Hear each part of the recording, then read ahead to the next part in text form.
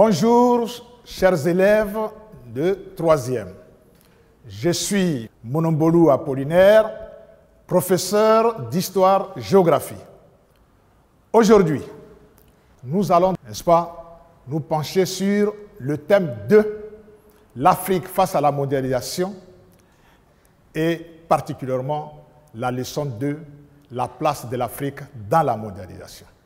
Dans la conduite de cette leçon, nous allons commencer par une situation d'apprentissage. Dans le cadre d'un sommet organisé par l'Organisation mondiale du commerce, l'OMC, les 8 pays les plus industrialisés du monde se sont retrouvés pour entrevoir des solutions au dysfonctionnement du commerce international. Vous êtes surpris de constater qu'à cette occasion, aucun pays africain n'est invité.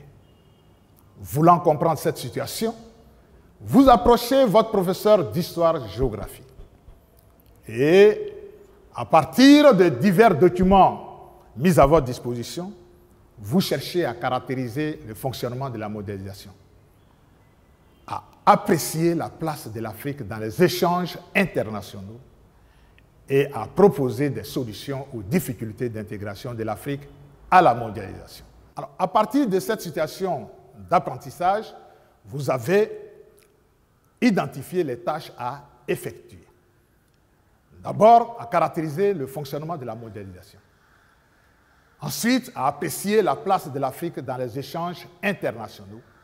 Et enfin, à proposer des solutions aux difficultés d'intégration de l'Afrique à la mondialisation. Alors, maintenant, nous allons donc faire l'introduction de notre cours.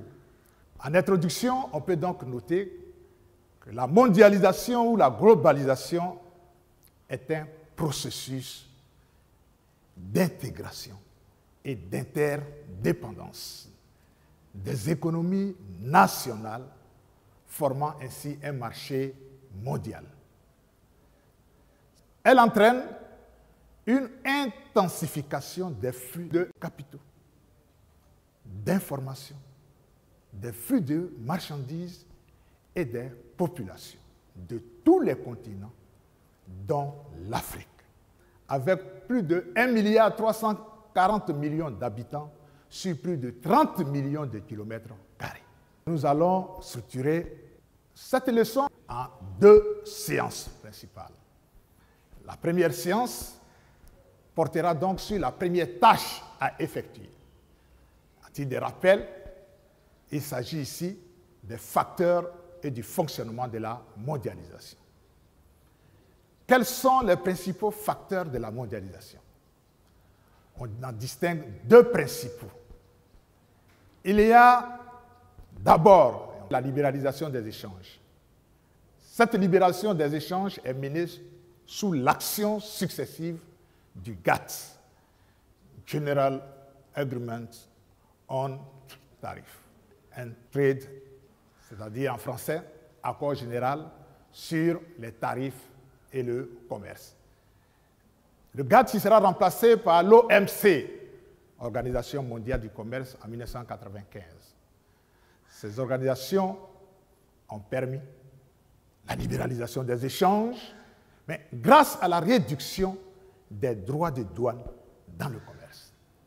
Elles ont permis également la promotion ou l'encouragement même des échanges par les pays.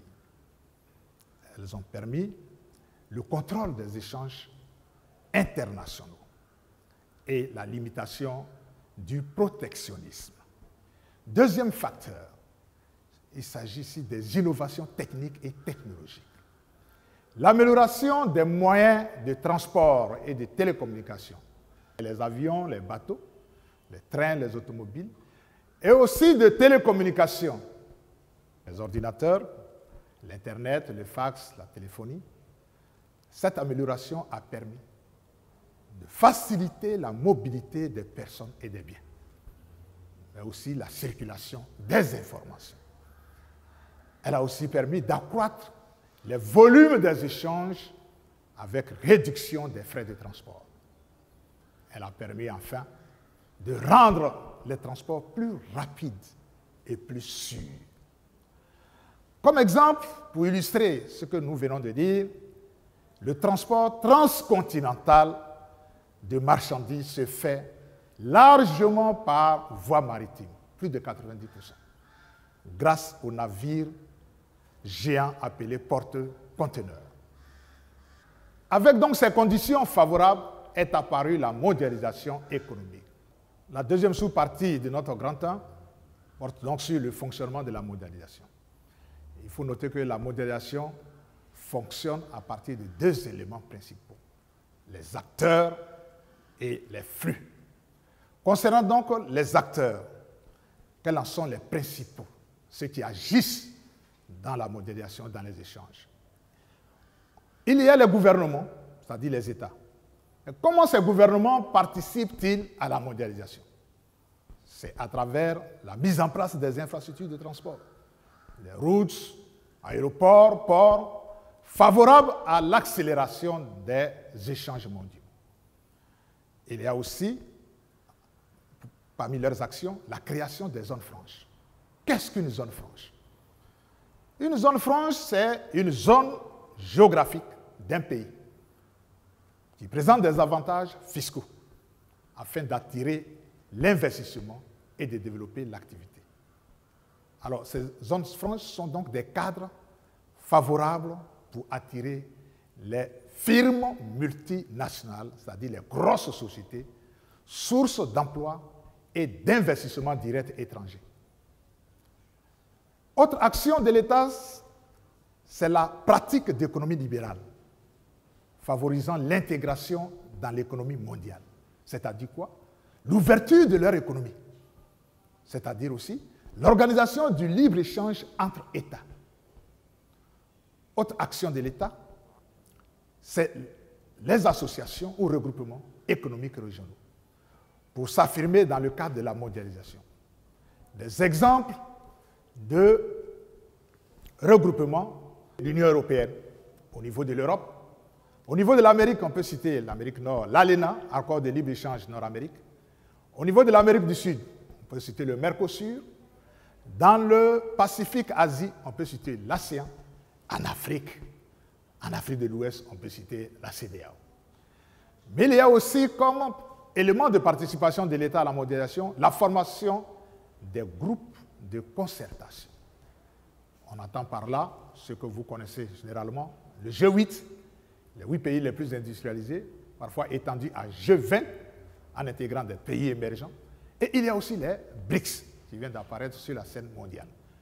Donc ces groupes de concertation pour protéger leurs intérêts. On pourrait parler d'États puissants.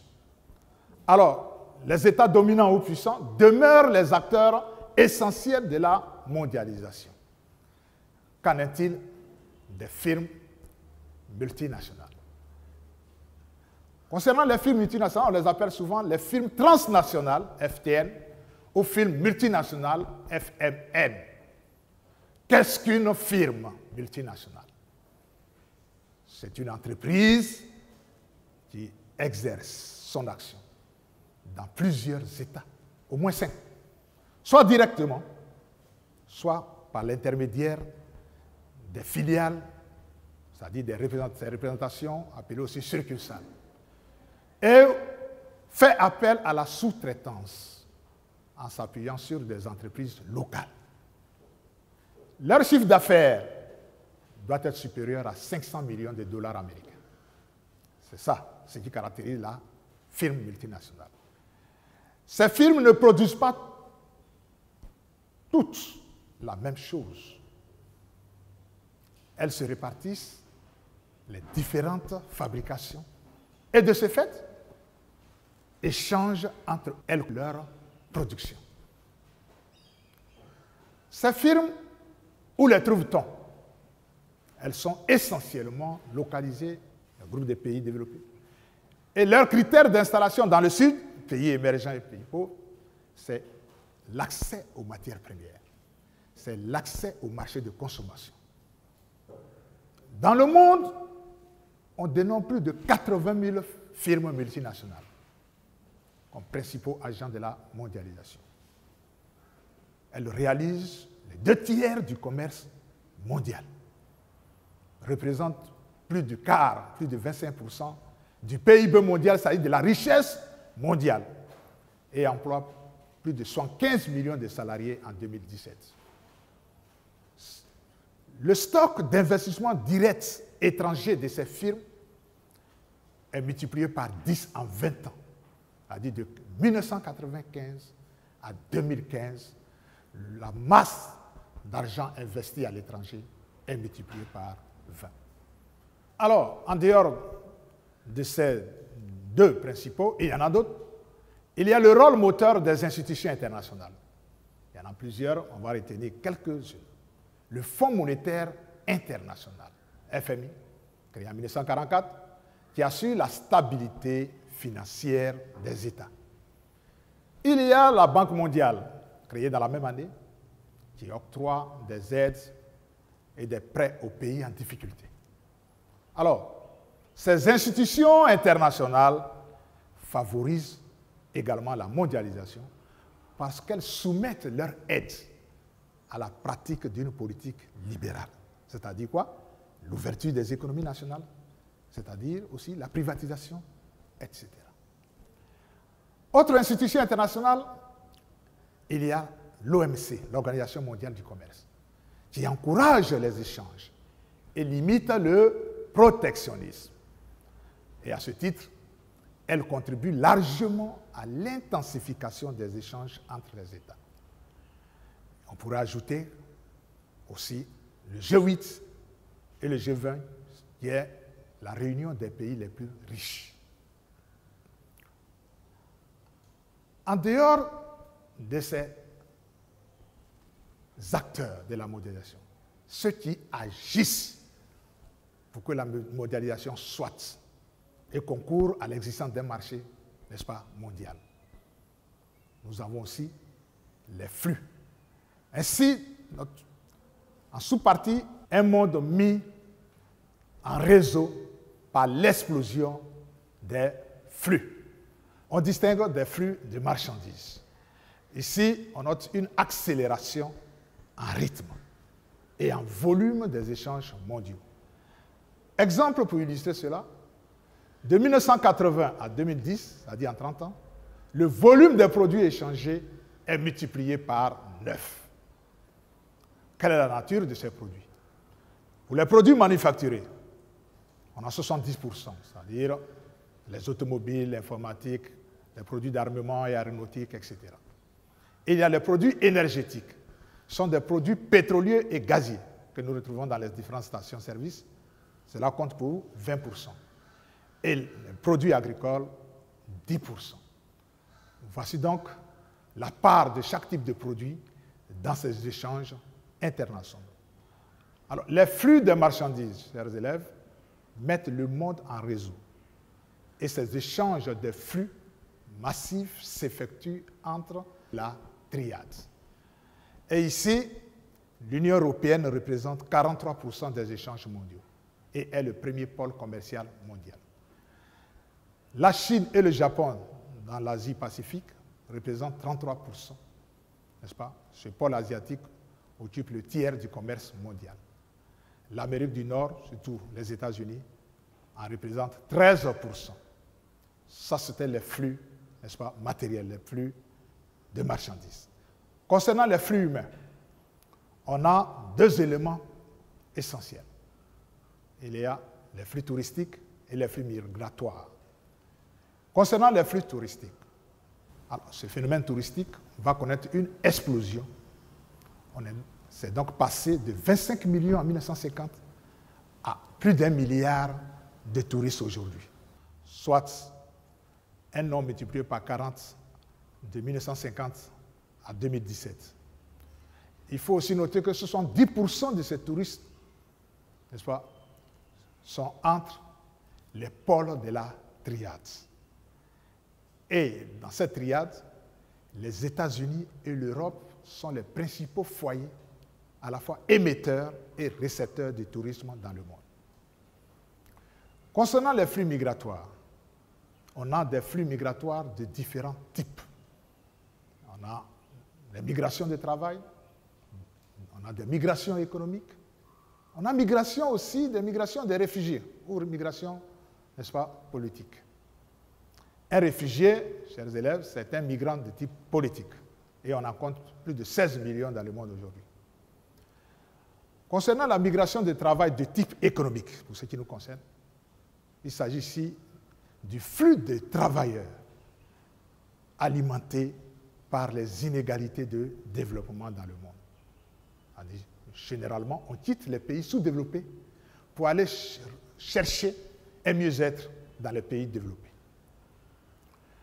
En dehors de ces flux humains, dans les échanges internationaux, on note également des flux financiers ou flux de capitaux. Ici, ce sont des flux interconnectés, reliés d'ordinateur à ordinateur. Ce sont des flux très rapides, et cela s'inscrit dans le cadre des flux immatériels. Ils se concentrent entre les pôles de la triade, plus spécifiquement dans les grandes bourses financières mondiales. Comme exemple, on peut citer le New York Stock Exchange, le London Stock Exchange Group et le Tokyo Stock Exchange. Par exemple, à la bourse de New York, plus de 50 milliards de dollars par jour sont échangés par des flux financiers. Et cela sur un total de 173 milliards de dollars journaliers. Autre flux échangé dans le monde, les flux d'informations, qui sont d'ailleurs en forte croissance avec les TIC, technologies d'information et de communication. Nous notons à travers le monde l'accélération des progrès des TIC, c'est-à-dire téléphones, satellites, informatique et Internet. Plongeant le monde dans une ère des sociétés de consommation, où l'information est partout, où l'information circule de façon quasi simultanée. Soit c'est les sons, c'est les images, ce sont les données multiples. Cette accélération est liée à des acteurs multiples, tels que Google, Wikipédia, Apple, qui sont des opérateurs de téléphonie mobile. Alors, dans ce monde en réseau, marqué par l'explosion des flux de diverses natures, quelle est la place de l'Afrique? Mais avant, une activité d'application est nécessaire pour vérifier vos acquis sur cette première partie de notre leçon. Activité d'application numéro 1, la consigne. Mets une croix dans la case correspondante selon que l'affirmation est vraie ou fausse. Nous avons 4 affirmations. Première affirmation. L'Organisation mondiale du commerce a joué un rôle clé dans la mondialisation. Vrai ou faux? Deuxième affirmation.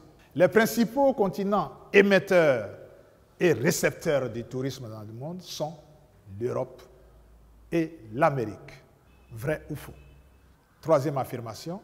La triade est composée des États-Unis, de l'Union européenne et du Brésil. Vrai ou faux? Quatrième et dernière affirmation. L'Afrique occupe une place prépondérante dans les échanges de marchandises. Vrai ou faux?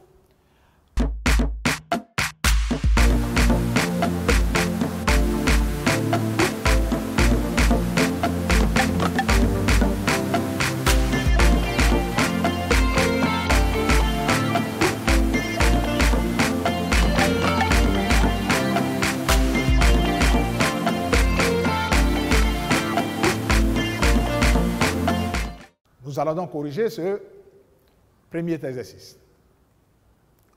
La première affirmation, l'Organisation mondiale du commerce a joué un rôle clé dans la mondialisation. Vrai ou faux? Qu'est-ce que vous avez noté? Vrai. C'est ça qui est la bonne réponse. Deuxième affirmation, les principaux continents émetteurs et récepteurs du tourisme dans le monde sont l'Europe et l'Amérique. Vrai ou faux? Alors, vous avez trouvé vrai. C'est la bonne réponse. Troisième affirmation, la triade est composée des États-Unis, de l'Union européenne et du Brésil. Vrai ou faux? Ah, vous avez bien fait, c'est faux. C'est la bonne réponse. Quatrième et dernière affirmation, l'Afrique occupe une place prépondérante dans les échanges de marchandises. Vrai ou faux? Vous avez raison, c'est bien faux. Alors, le bilan de cet exercice. Félicitations à ceux qui ont tout trouvé, c'est-à-dire les 4 affirmations.